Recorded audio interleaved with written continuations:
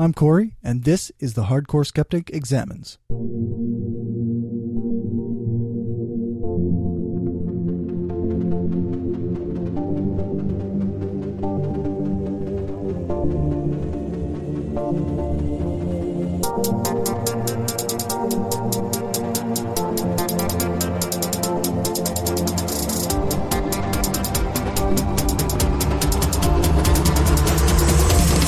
Hardcore Skeptic. Hey folks, so this is another one of my interviews for the Hardcore Skeptic Examines series on social justice. If you like what I do, then make sure to share the show around and help your friends subscribe so they can hear new episodes. I'm going to start this episode off by saying that I was wrong. For some reason or another, I thought that I had done these interviews in 2016, but it was actually 2017. It was done before the Unite the Right rally in Charlottesville, but it was after the election of Trump, and for some reason I still had a level of naive optimism about the future. I think it shows in these interviews. In this one I talked to Dan Arel, who at the time was dealing with a lot of pushback from the atheist and skeptic community, and I like to think that I supported him while he was dealing with this a bit. Much of what he said online has been misconstrued, and he was strawmanned into oblivion until the point where the things that he actually said weren't what people were arguing against anymore. In this interview, I thought Dan spoke articulately and with a nuance that most of his detractors didn't seem to think he was capable of, probably because they never actually read his writing or heard him speak. I don't think he does his blog anymore, and I don't think he does the podcast anymore, but his books are still available on Amazon, so go and support him however you can. I'll try and find as many links for his content as I can. And yeah. I don't think there's much else to say, except I hope you enjoy this interview after an ad for another podcast that you should check out.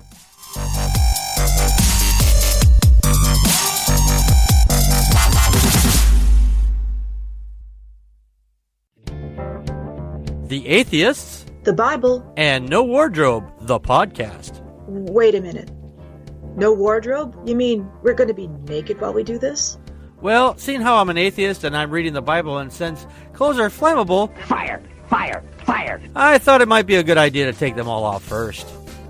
Naked or not, follow along as we read, analyze, and try to keep you from falling asleep as we go through this boring-ass book. Find us on iTunes, Stitcher, and Spreaker. Who knows? We may even be on YouTube someday.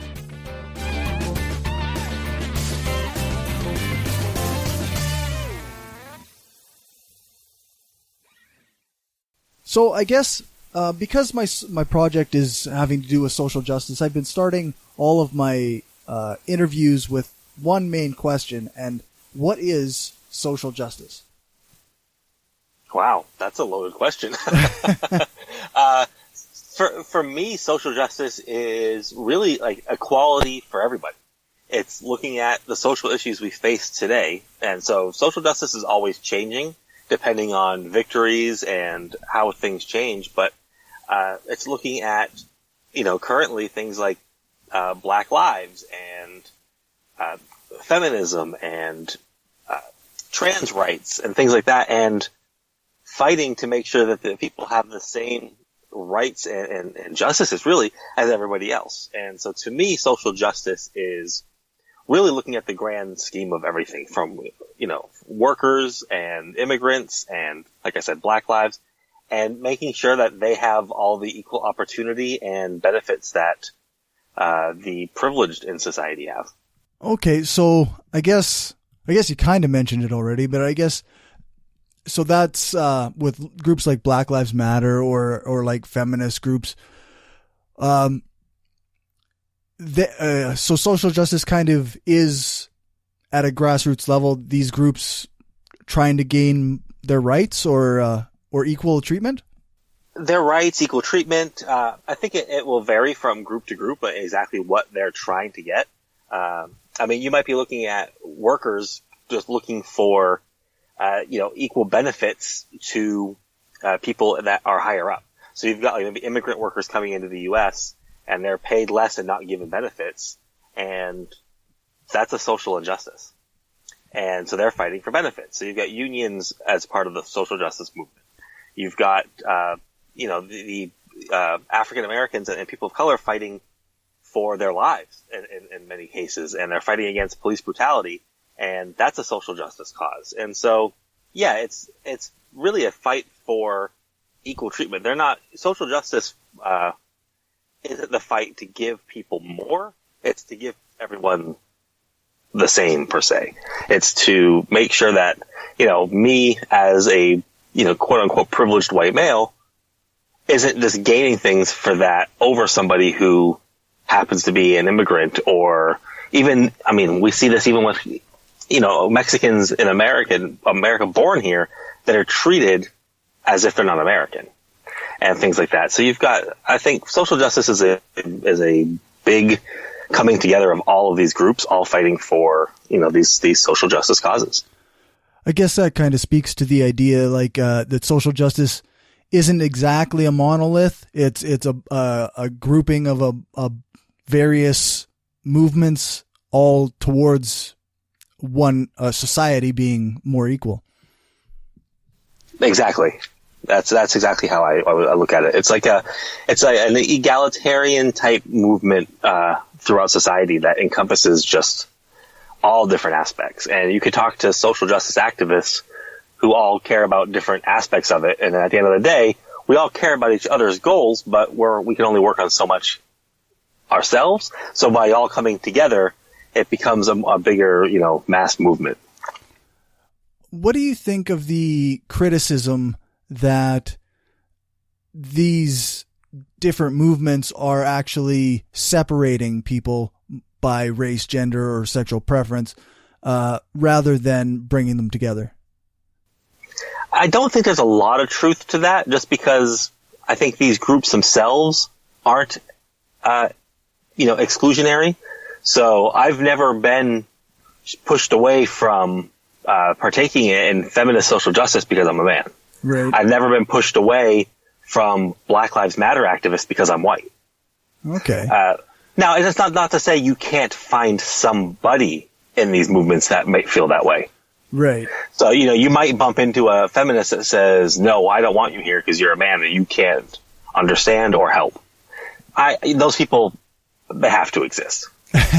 There's crappy people everywhere you go. Right. But I think by and large, these movements aren't exclusionary. And so they're welcoming of those that want to put the work in and be a part of it.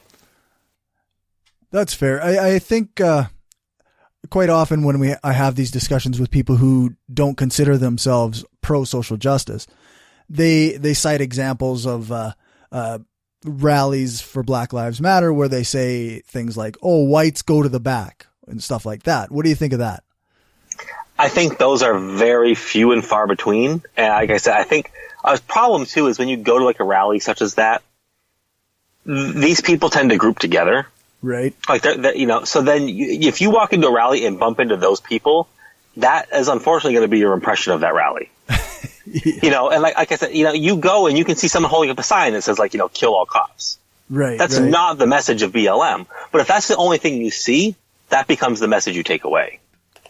And so these people are damaging to the cause right. and to these different causes, but they're not, I think the most important thing for people to realize is they're not the movement. They don't represent these things, eh? Exactly. And if you look at the atheist movement, there's terrible, horrible people in that. And they give us a bad name and they say awful things. And unfortunately for so many, that becomes the first and last thing they see.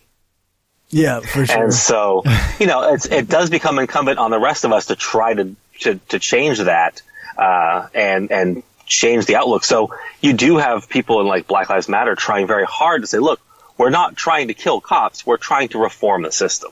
Right, right. But unfortunately, media and things like that love the drama and they love the outlandishness. So they go for those people that want the worst. So it's a constant struggle to overcome that when, you have, media groups and these people being so loud. And so I think that becomes a struggle for any group though. I don't think it's, a social justice problem. I think it's just a problem that it's pretty much everywhere you go. It just happens to be that we're focusing on this so much now that those stand out, so they look more problematic. Do you think that that this attention that social justice is getting now, is this a sign of progress, or is this a sign of more pushback against progress, or is it just because of the 24-hour news cycle? I think it probably is a little bit of everything, but I think mainly it's because finally, I think a lot of more mainstream people, not even just media, but like your average everyday person who's watching the news or reading newspapers or paying attention to things online, is finally starting to realize that things aren't the way they may have thought they were. So I think you have the 24-hour news cycle, but you also have the internet. You have Facebook and Twitter. And now when there's a police shooting against an unarmed black man, that news spreads differently than it would have. Right. Yeah, I mean, even 10 years ago, Michael Brown's case really wouldn't have been national news. That's a local news story. Yeah. But because it just seems to be happening so often, and people are now figuring out how to shine spotlights on these, that it's becoming national, because they're no longer stuck having to only be able to present it locally. So these activists are now realizing we can spread our message, and so they're using these tools available to do so. Okay. And so I think it's just more of like activism is growing. So these groups that have been there long forever are now just utilizing, how do we get our message out there to people that aren't listening before? And now it's working. Do you think there's a kind of a difference between the way academia or policy level thinkers look at social justice and grassroots activism looks at social justice? I think that's probably an argument that could be made, but I think like most things, it probably varies, because I know lots of people in academia who are, extremely social justice oriented. Right. But I mean, I know many that, try to look at it with facts and figures, and, they remove the emotional aspect from it to look at it from an academic standpoint, which I think can also be damaging sometimes, because the emotional aspects to a lot of social justice issues are important. Right. How does it feel to be, a black man or woman in this country, is more important than, well, what do the numbers say about what it's like to be a black man or a woman in this country? Because if they feel that they're being oppressed and they feel that they are unsafe, that's a big deal. And we need to figure out how to make them, feel safe and feel welcome. And if academia just stares at the numbers and says, yeah, but look, the killings of black men and women by cops has gone down over the last 15 years, that doesn't do anything to solve the problem. Right. It really doesn't make anybody feel better. Right. It just tells that all it really says is, well, stop complaining. We're killing less of you. So I guess I'm really interested in this balance there seems to be between the activism side of things and the policy side of things. Quite often, the backlash against social justice seems to be against the activist actions, where not too many people who are pushing back against social justice seem to have even any idea about the academic side.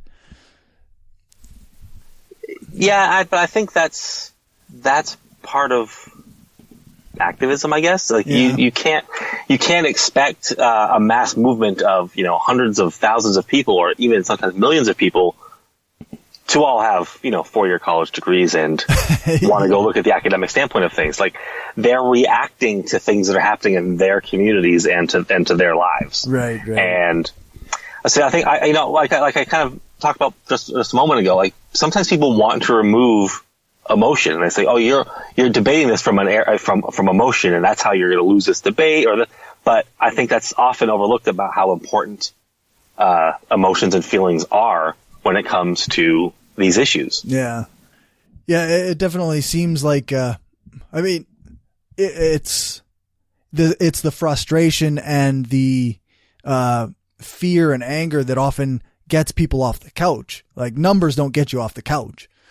Well, exactly. You know, they can, if someone come on the news and say, you know, killings of X are up 45%, that doesn't mean anything. That just doesn't relate. So, you know, I think that we need to look at, you know, social justice in two different ways. Right. Like, academic and things like that can help drive policy, perhaps, but the emotional aspect isn't solved by that. And just passing laws doesn't solve problems. Everything kind of has to go hand in hand. Laws are great if they can say, like, look, cops can't do X anymore. And that's a problem that social justice people were fighting for. Great. But then it actually has to be carried out. Right. And people have to feel like they're safer and things like that. You know, if we're talking about like wage equality, passing laws that say it's illegal to, you know, pay women less, wonderful. We have those. Right. But it still happens. So like what use is, you know, are these academic studies and laws going into effect when they just still happen anyways? And so we have to look at it in multiple ways, because society is just reacting to the reality that they're living. What do you think of the idea of racism as prejudice plus power? I know that there's a lot of pushback by some people against that type of way of looking at it. That's how I was educated in it. So here come the nasty tweets and emails for me, but I believe I 100% back that definition. Like, I understand that colloquially, like, you know, in conversation, we use racism to mean, you know, prejudice most of the time. Right. And so, and I don't necessarily think like we have to go out of our way to stop that, because changing language is a really hard thing to do. Right. But I think if we're having a real big, honest conversation about it, then we have to be honest about how racism works. And for racism to be institutionalized, it has to have power connected to it. Right. And so when I talk about racism, I'm not talking about the microscopic. I'm not talking about, you know, micro racism in the everyday interactions with people. I'm talking about, you know, the macro, the big overarching industrialized racism that exists in this country. And, you know, you have to have power to carry that out. And so I'm one of those, I say all the time, reverse racism doesn't exist. Reverse prejudice everywhere. Right. Yeah.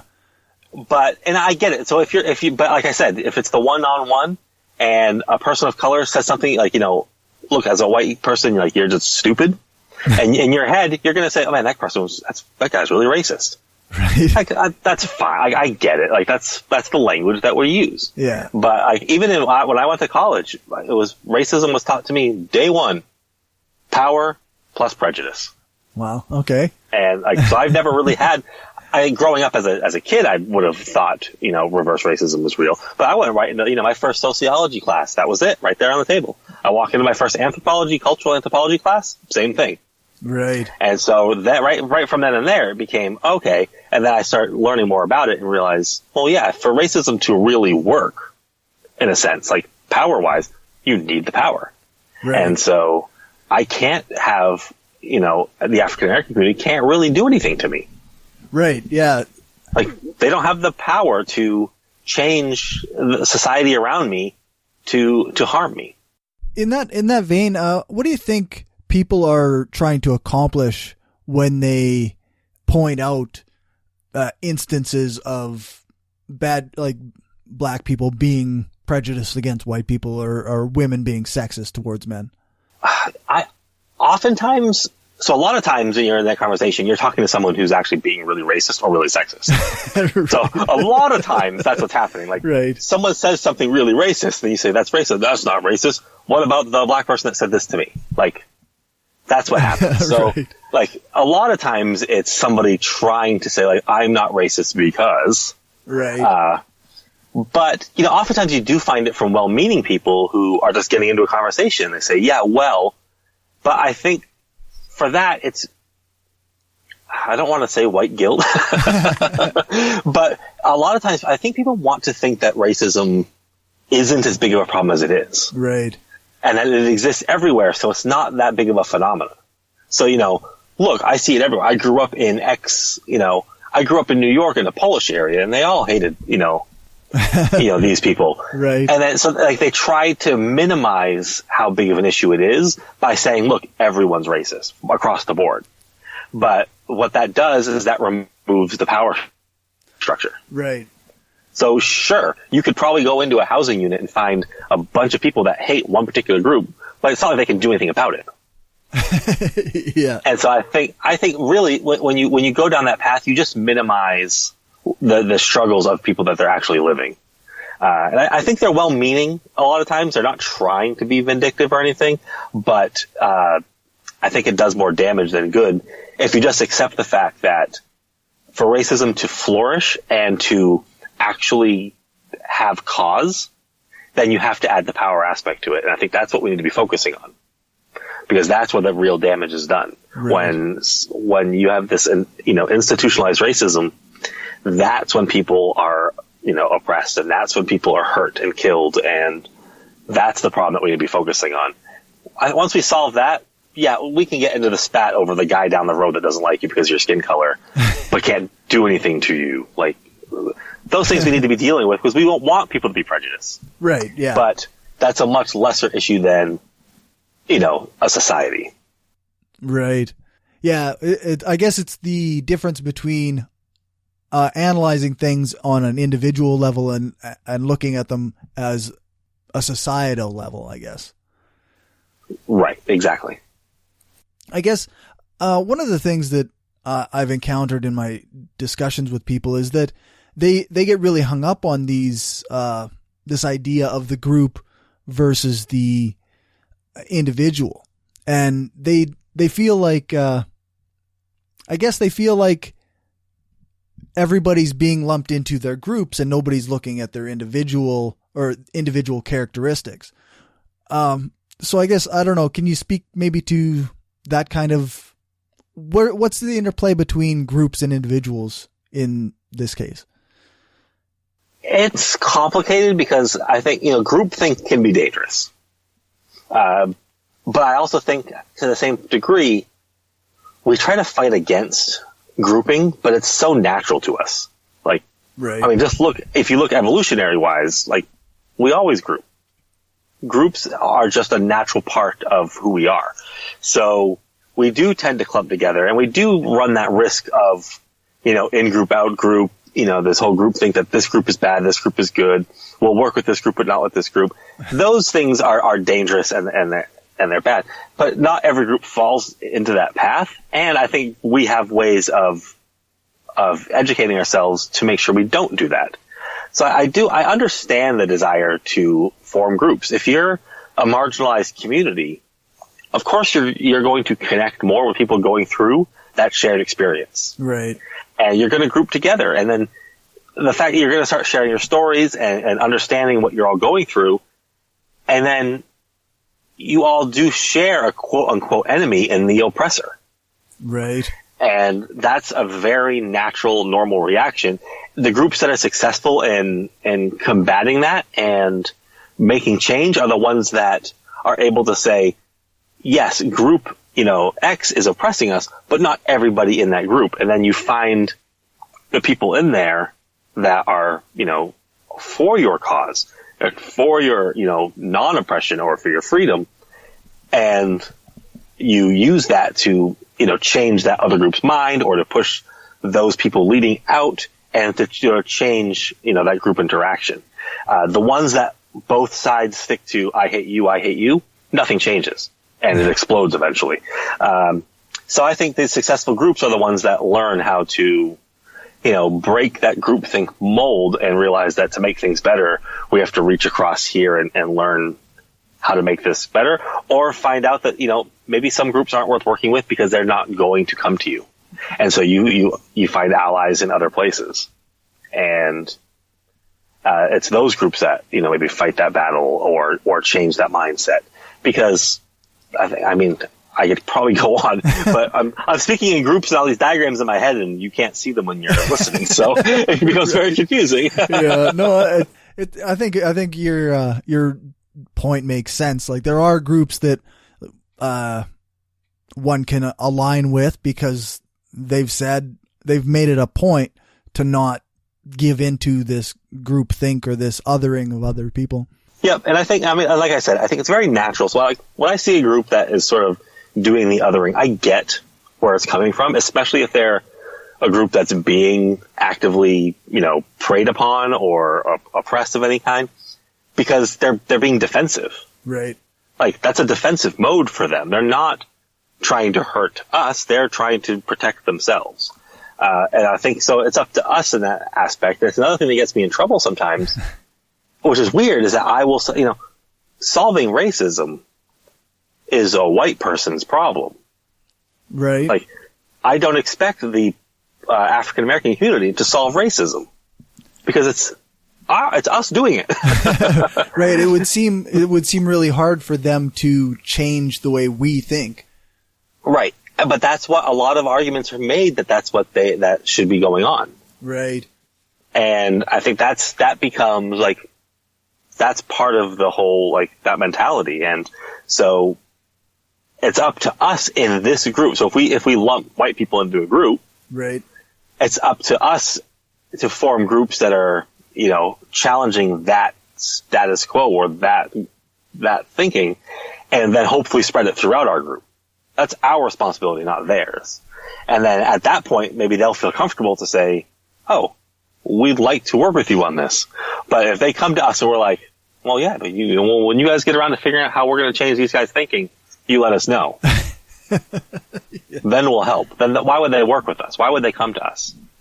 And so that's how groups end up working. And I think that's where we see progress, is when these groups, work within other groups, and the oppressing group has people inside that realize that they need to change how things are happening, and then they're successful in doing that. I wonder, how do you think that some of us can change the minds of those around us that are maybe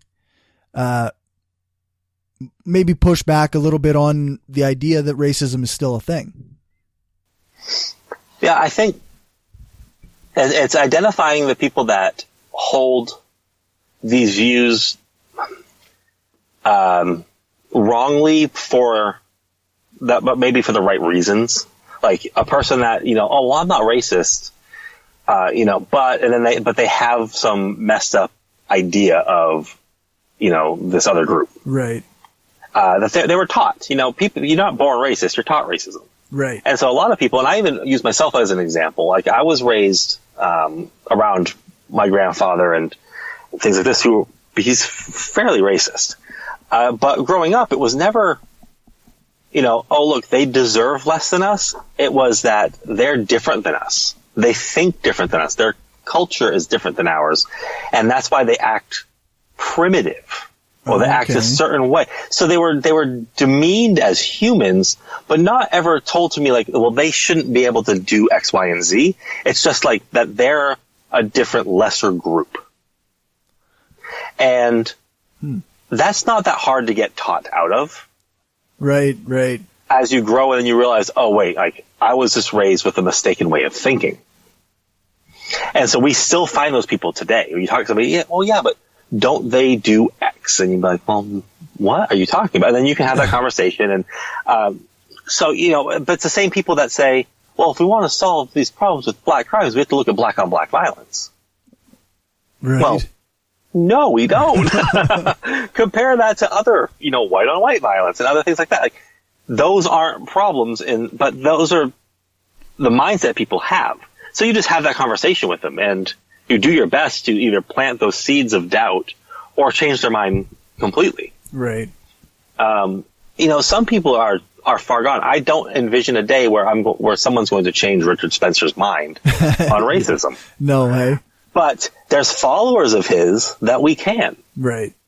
Yeah, people that might be on the fence or whatever, eh? Or they're new, or they're being recruited by that. Because one thing that people don't realize, and it's in a book by Sarah Jaffe called Necessary Trouble. Okay. And she talks about how the South was lost to Democrats when they started losing seats and the Democrats left.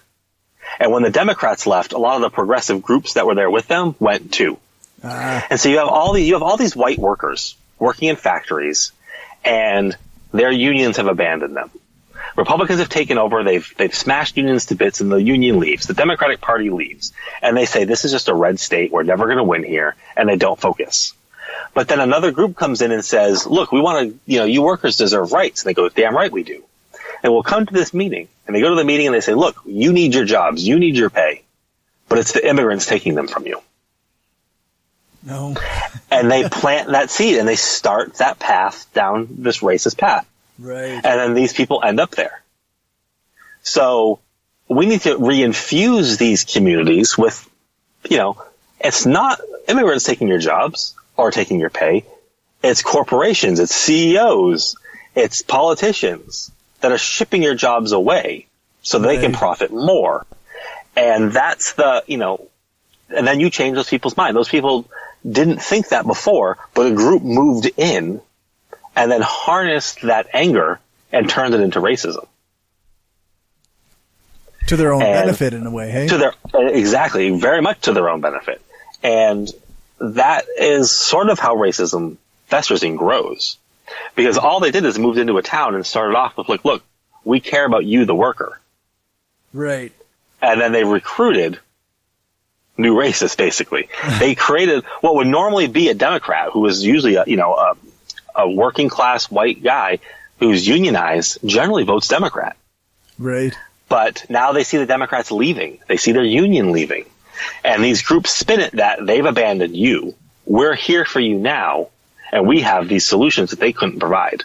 And then we see that everywhere. You don't have to look at white workers to see that. You can see just other types of groups move into different areas and exploit fear and issues and turn them into, outright racism. For sure. But those are people's whose minds we can change. The people leading those groups, to me, they're not. We should focus on shutting those groups down and things like that. But I'm not. Like I said, Richard Spencer's mind is not going to be changed. The people that he's trying to influence, we can change their minds. That sounds fair enough. I guess you mentioned shutting these groups down. One of the things that people have brought up to me is they're concerned with the idea of shutting groups down. I wonder if you can, is the idea that we as a society push back and minimize these groups, is that a type of limitation of their freedoms? So I knew the second I said that, I used the word shutting down, I was like, I'm opening myself up for this one. Yeah. And the words came out of my mouth and I went, crap. Damn it. All right, well, so my real answer, no, they're not shutting down their freedom, because we're not saying you can't speak anywhere ever. We're not saying you can't have these ideas and share them with your friends. Right. But so to back up and make something clearer first, one of the last things I ever advocate for is the government doing this. Right. I do not want the government regulating speech. Yeah. I want the government staying where they are now. They don't arrest me for my speech. Don't arrest somebody else for their speech. Right. Unless their speech is outright walk outside this room right now and kill all the people outside. Right. A genuine incitement to violence. Genuine order to kill. Yeah. Or violence. That I understand why the state would get involved. But what I don't want is a state that today says all racism speech is illegal and we're going to arrest you if you say it. And then something changes and they say all non-racism speech is illegal and we're going to arrest you for not being racist. Right. States change. Yeah. So I want state laws that are neutral to things like that. Right. I think who needs to be policing what we're going to tolerate in society is society. Yeah. And so when Milo Yiannopoulos shows up to a college university and is shut down by the students there and the protesters there, to me, that's society saying, we're not going to let you promote this, violence and hatred. Right. We're speaking out against it. And this is us using our freedoms to stop it. And to me, that's the tactic I like. That to me works. Yeah. Because that's not, the police that show up there, their actual role should be just to protect the people there. Right. To stop anybody from actually getting hurt. Right. Like, if someone pulls out a gun on either side, right, that's why cops are there. Yeah. And now we can go down a whole different path about how I feel about cops. That's a different story. Yeah. But when they're there, they shouldn't be there to say this event must take place or this protest must take place. That's not their job. Right. Society's doing that on their own. And, do I want every time Milo shows up somewhere or Richard Spencer shows up somewhere for it to be like Berkeley and an all-out riot? No. But the tactics have to match what's going to accomplish the goal to a degree. And for me, violence against property is not violence. It's property destruction. You can replace a glass window. When they rioted in Berkeley, my first question was, what are they rioting against? And it was that Milo was going there to teach them how to out and turn in undocumented students. Right. So I said, they turned to any means necessary to make sure he can't hurt their students. And to me, that was worth applauding. They were willing to go to jail. They were risking their own freedoms to protect other students at this school. And are those the tactics we want to use every time? No, I hope we don't. But the willingness to use them to protect other people is important. I mean, Milo was going to do that before he had outed trans students and harassed them and driven some of them out of school. Right. And the protests were in reaction to we're protecting our own.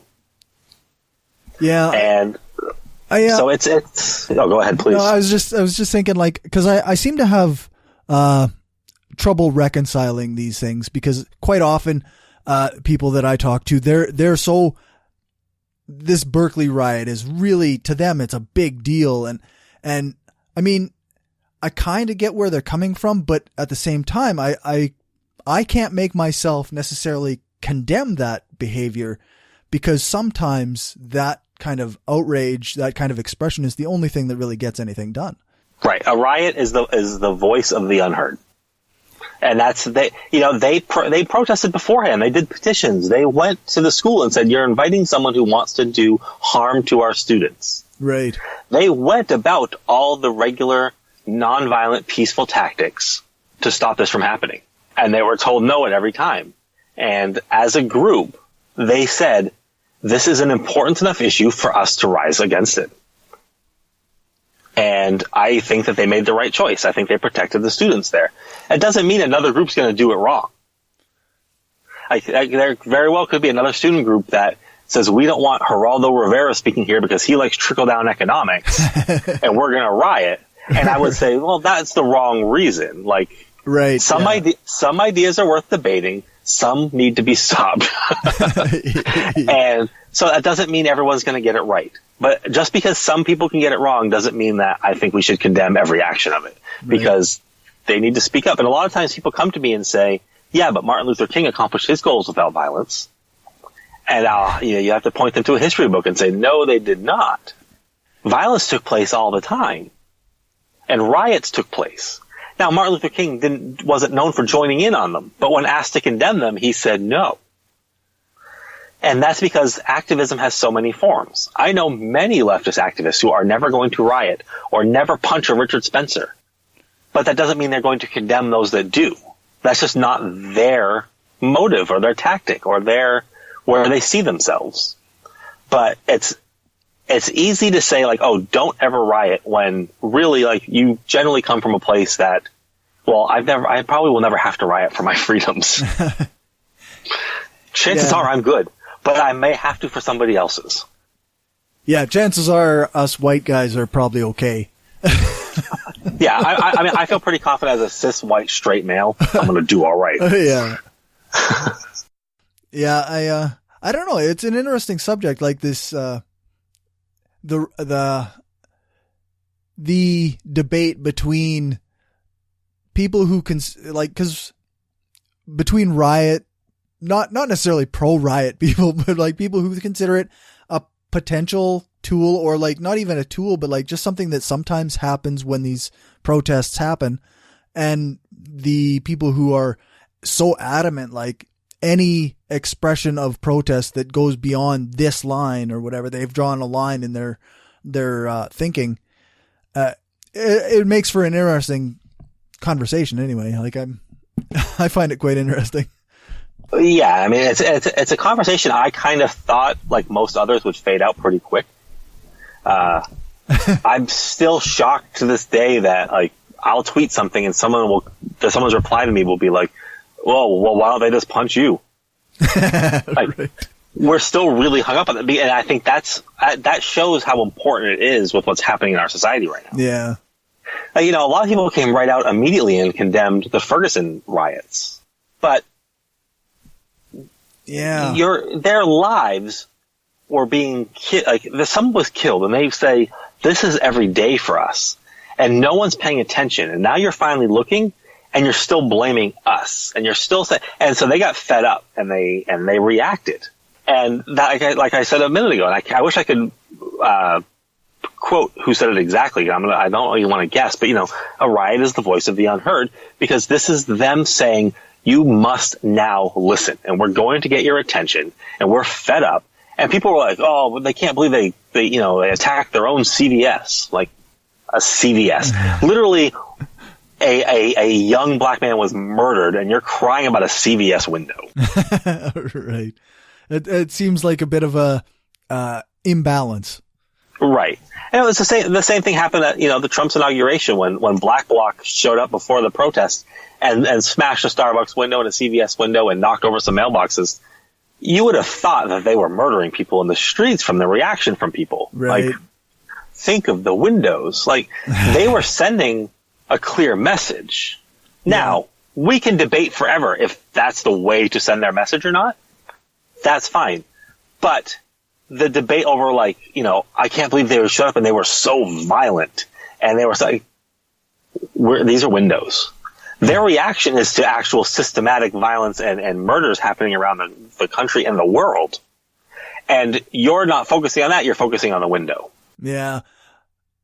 Which I guess to some extent might speak to the effectiveness of the message, right? Because if people are so focused on this window being broken, then they're not hearing the message they're supposed to be hearing.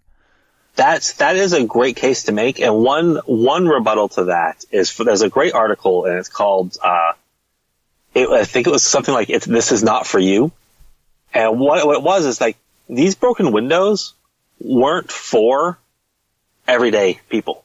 That wasn't the message wasn't to say to the guy sitting at home reading New York Times, watching CNN, and then say, "Whoa, they broke those windows."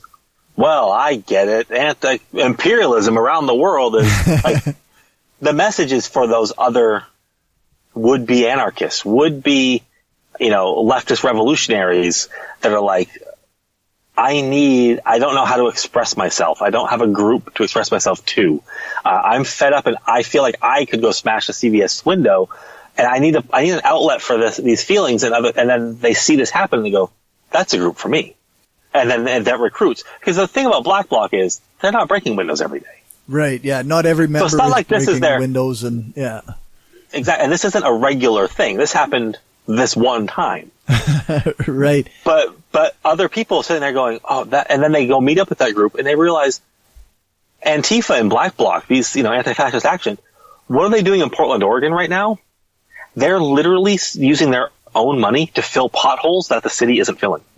But nobody's talking about that. But no one's talking about that.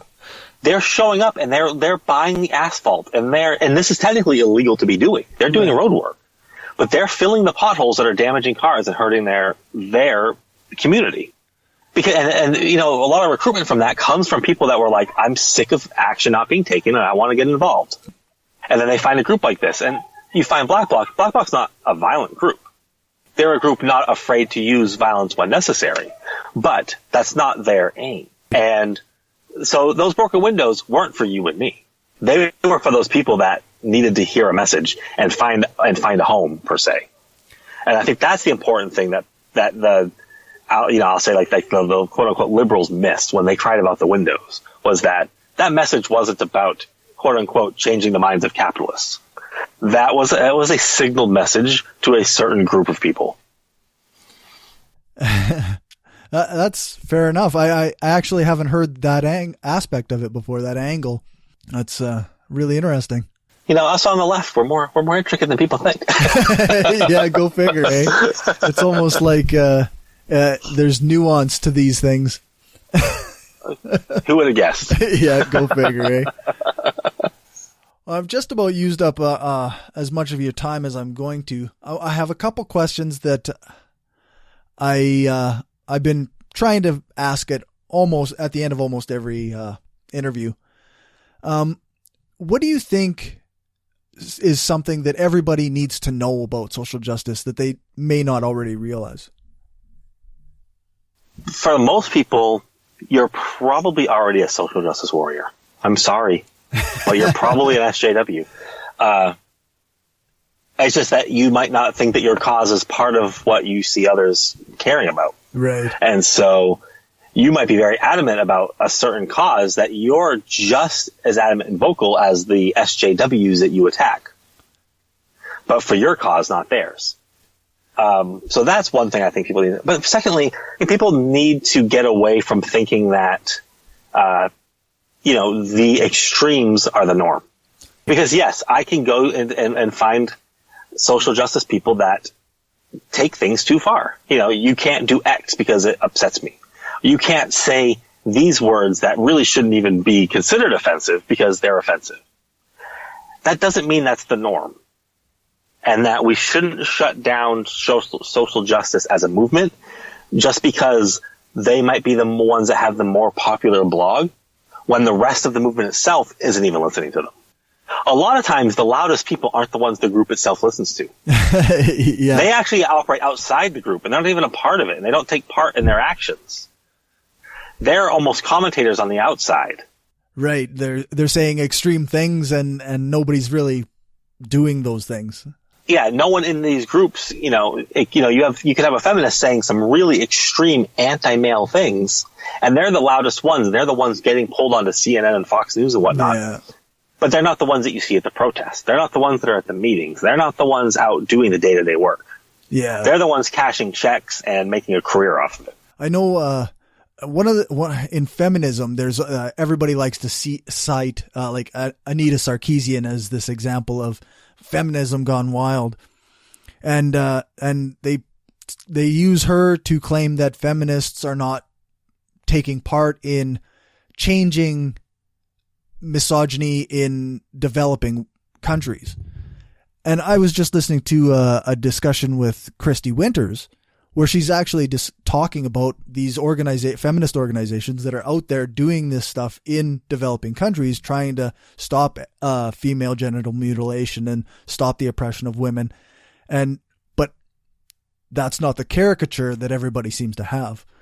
Right. And the problem with the people like that become the loudest is that that's who the opposition focuses on. Yeah. And tries to turn that into the norm, and they ignore the millions in between that aren't there at all.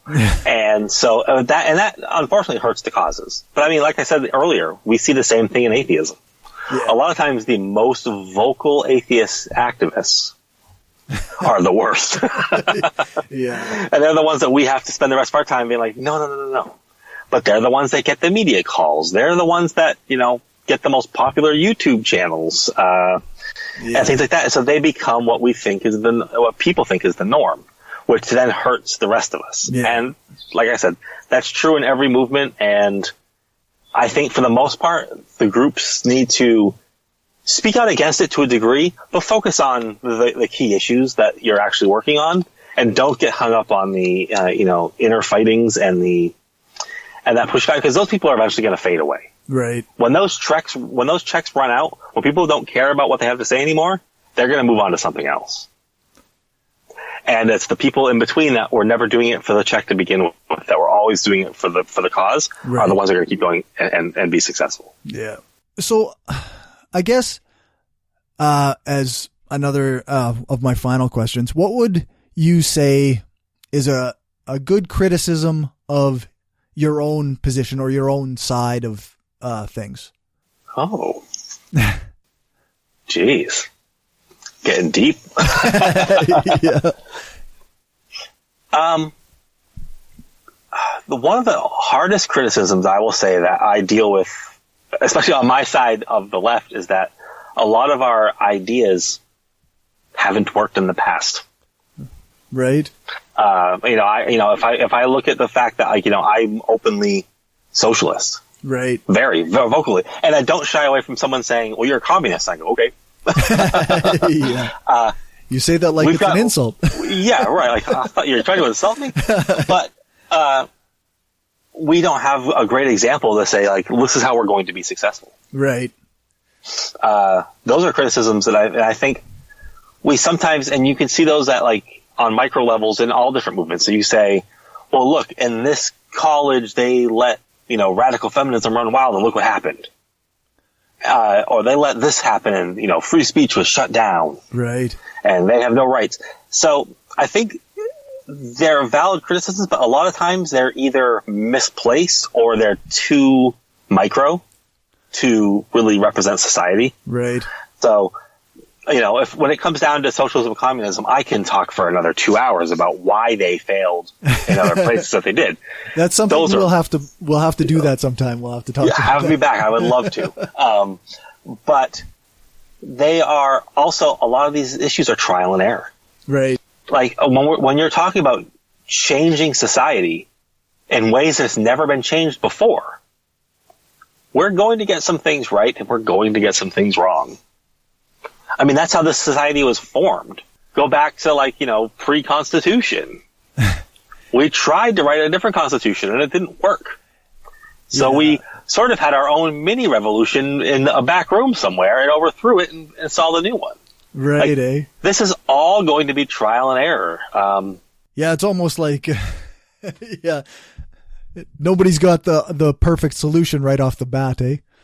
Right, exactly. All we're trying to do is work towards something better. Right. And we know what we have isn't working perfectly. And so along the way, we're just trying to say, look, this isn't working. Let's fix this.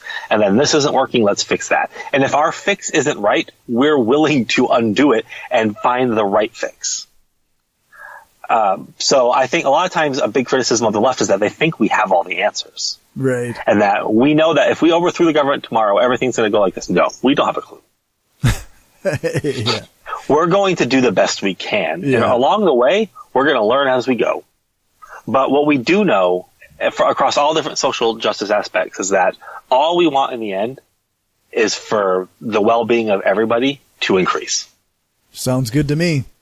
That's what I got. Right on, man. Well, plug your stuff. All right. So if you want to read anything I've written or follow me more, you can head easily right to danarel.com. That will link you to my blog and any other articles I'm writing out there when I'm not lazy and update it with new articles. Follow me on Twitter at Dan Arel and check out my books on Amazon or anywhere else books are sold. My newest book is The Secular Activist, and my book prior to that was Parenting Without God. Perfect. Thanks very much for your time, Dan. Thank you.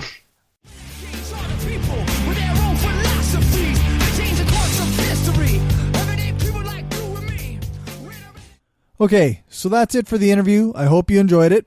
I will try to find any links for Dan's content and put them in the show notes. But before I let you go, I'm going to send you over to a reading of my latest blog post, Some Basic Leftist Politics. Make sure to check out the show notes for the blog post link. And if you like it and think it could help someone learn something, then share it around.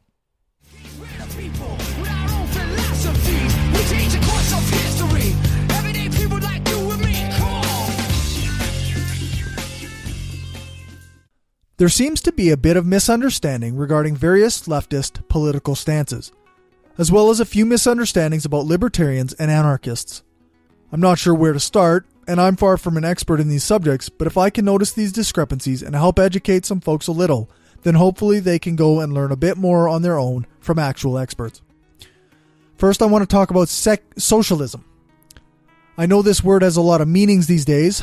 For people on the political right, it seems to mean literally anything left of total unregulated free market capitalism. There's a world of difference between a Marxist-Leninist, a democratic socialist, and a neoliberal capitalist.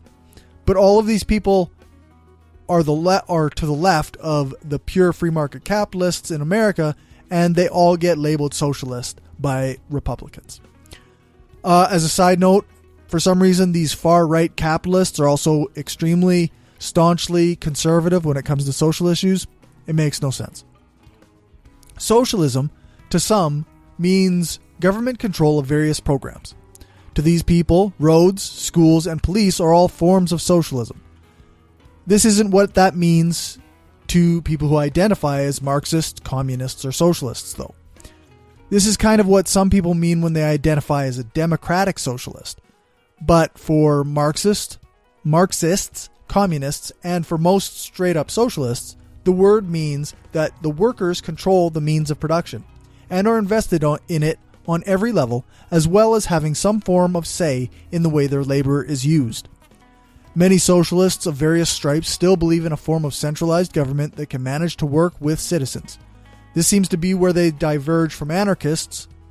Anarchists believe in cooperative control of production and labor by those performing the labor, as well as sharing the outcomes from that labor among the citizenry. I hope this doesn't seem confusing.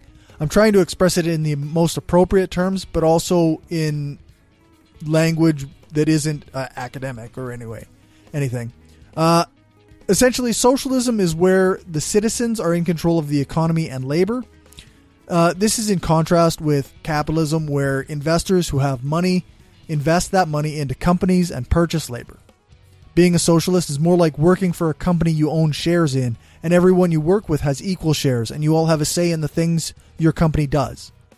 Being a capitalist means investing in a company enough that you get to control it, and paying employees a wage while also pulling profits out of the company in order to pay back your investment and supposedly incentivize you to invest more.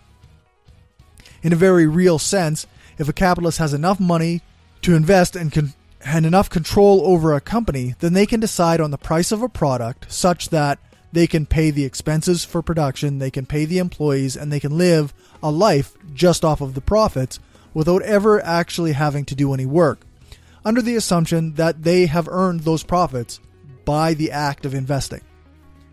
This doesn't speak still to anarchism.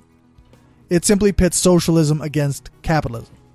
Anarchism is based, to my understanding, on the rejection of hierarchies and any form of coercive controlling force over people. We often call this force the state, and often it is embodied by government. It is conceivable that a society could have a government that is comprised of citizens cooperating without coercion, and thus we could have a government in a stateless society, so long as that government isn't a coercive force that controls the citizens. When one talks about a stateless society of cooperation where citizens control their labor and benefit from the things their labor produces, then you have an anarchist society with a socialist economy. This would not necessarily be some form of utopia. People are, after all, people. There would still be some folks who wanted to keep things for themselves that could be shared among other citizens, and the citizens of that society would still have to figure out a way to deal with those people and to encourage them not to behave in that way. Better thinkers than I have tackled this issue, and I recommend that you go take a look for more sources on information about that. So, what the hell is libertarianism? Well, it really depends on where you are in the world. In the USA and Canada, the word libertarian has been adopted by capitalists to promote their idea of free markets and no government regulation. This is also known by some as anarcho-capitalism, and those who follow this ideology are known as anarcho-capitalists, or ANCAPs for short. This ideology is pretty simple. The rich control everything, and they negotiate various things through voluntary negotiation and contracts. The only laws would be those holding various parties to the contracts that they have voluntarily agreed to. This all breaks down pretty quickly, in my opinion, because these companies all still rule over citizens. The entire system is profit-driven. If an employee cannot negotiate a wage with a company that would gain the company enough profits from that employee's labor, then that employee would have to accept a dictated wage or simply not work. This is a form of coercion when food, water, shelter, and other basic needs are a part of the profit-driven system. Prices for food would be set so that production costs are covered, plus a significant enough profit to justify continuing production. This also incentivizes companies to reduce wages in order to increase profits. Increasing profit margins being the ultimate goal leads to increasing prices and decreasing wages. Without some form of control or regulation, it would lead to a greater and greater wealth inequality. We're seeing much of that now, where people who produce nothing are hoarding billions and billions of dollars, while workers in sweatshops in third world countries are making pennies each day to produce goods. Anarchists of nearly every type that aren't capitalists reject the idea of an ANCAP as an anarchist, because capitalism maintains hierarchies and enforces them through various economic forms of coercion. In short, capitalism is not compatible with anarchism. If one wants a small or non-existent state, then one needs a society that affords each individual control over their own labor without higher entities controlling their access to basic needs. A starving citizen isn't free from coercion if they must sell their labor to avoid death. Libertarian kind of goes hand in hand with anarchism. It's a philosophy that is originally left-wing and focuses on liberty and freedom and often focuses on abolishing capitalism. In this way, libertarians from the USA and Canada are not adhering to the philosophic roots of libertarianism or anarchism. Rather than having a society with a state, they trade the state for corporations. They replace the state coercion with coercion from the capitalist class, and they replace the libertarian ideal of eliminating private property with a fixation on maintaining private property. They're not anarchists and they're not libertarians. They are upper-class authoritarians who masquerade under the guise of libertarianism. There still seems to be a lot I need to mention in this. Private property versus personal property, the idea of why housing shouldn't be controlled and should instead be free, why it's so hard to let go of possessions, and why we even think of things as belonging to us. There are many aspects to anarchist philosophy and socialist philosophy that seem to get lost in the discussions because of our deep roots in capitalism and the ways that we've been taught to think of human nature. Part of me relates it to learning about patriarchy. We can point to various ways that patriarchy is oppressive and overt, but there are also many ways that patriarchy has infiltrated our thinking that we don't really recognize, and it takes a massive cultural shift in order to unlearn them. Capitalism has deep roots, but humans have lived in alternative ways, and perhaps we can again. It just takes a shift. I'm going to add a quick summary to this. I got a few little points in case some of the things that I said were maybe not clear. I'm just going to list a few little things. Number one, socialism is the idea that the worker should be in control of the means of production and should benefit from their labor. Anarchism, the second one, anarchism is the idea that we can have a society built on cooperation without hierarchies or coercion. The third one, there are a number of suffixes that follow the prefix anarcho. The prefix anarcho just speaks to the anarchism aspect of a person's philosophy. Some of these suffixes can include syndicalist, communist, feminist, naturist, or any other number of philosophies that can be attached to anarchism. And in this, I've only talked about socialism and capitalism. Libertarianism is historically a left-wing philosophy that centers on liberty and freedom, as well as the abolition of capitalism and private property. North American right-wing style libertarianism is a subversion of that in which wealthy capitalists lobby existing governments to reduce limitations on corporate power. Anarcho-capitalists and right-wing libertarians are not anarchists or libertarians. Finally, I just want to say that this is just a fraction of leftist philosophy, and I might be wrong about a bunch of this. I've done a lot of reading about anarchism and a little bit about socialism. I've talked to people who seem to know what they're talking about. I've watched videos, listened to podcasts, and done a ton of learning over the last few years. But I'm still far from an expert. I'm hoping to talk to some actual experts on the philosophy of anarchism and socialism, as well as experts on the history of these movements in the near future. And I will correct anything that I get wrong. My friend Mike once said, "There are no easy outs in political philosophy." And he was not wrong. Anarchism alone is a complex set of ideas with critiques and rebuttals and different branches of thought. It's probably worthy of a university class all on its own. For more information on socialism, anarchism, and libertarianism, I will include links below or links in the show notes to some wiki pages that can give you a start to understanding these ideas a bit better.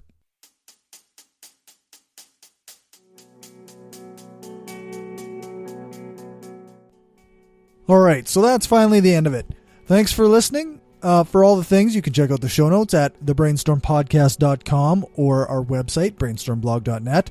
Thanks to our financial supporters, Kayla, Kim, Stephanie, Zach, the Utah Outcasts, Will, Aaron, Daryl, Bob Glenn, Destin Doesn't Suck That Much, Magnus, several species of small furry animals gathered together in a cave, Positively Skeptical, Rob, the Podunk Polymath, the Flying Spaghetti Monster, Sauce Be Upon Him, Freethinker215, and Larry.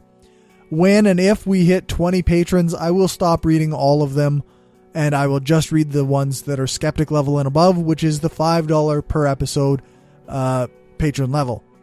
If you want to join them and help the show grow, then you can do that at patreon.com/brainstormpodcast, or you can do a one-time donation at paypal.me/brainstormpodcast.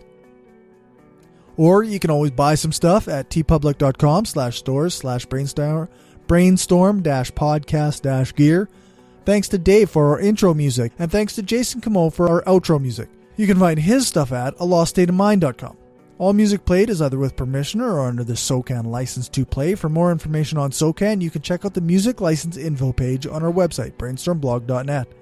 If you can't support us with money, then a great way to help the show is to give us a rating, a thumbs up, or a fave on your podcatcher of choice. Join our Facebook group, like our page, follow us on Twitter, share the show, and spread the word.